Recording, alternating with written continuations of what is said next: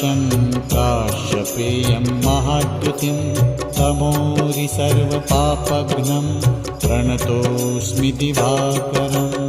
ॐ ह्रां ह्रीं ह्रौं स्वः सूर्याय नमः।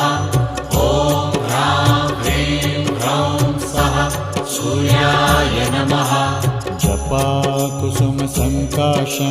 काश्यपेयं महाद्युतिं तमोरि सर्वपापघ्नं प्रणतोऽस्मि दिवाकरम्। ॐ ह्रां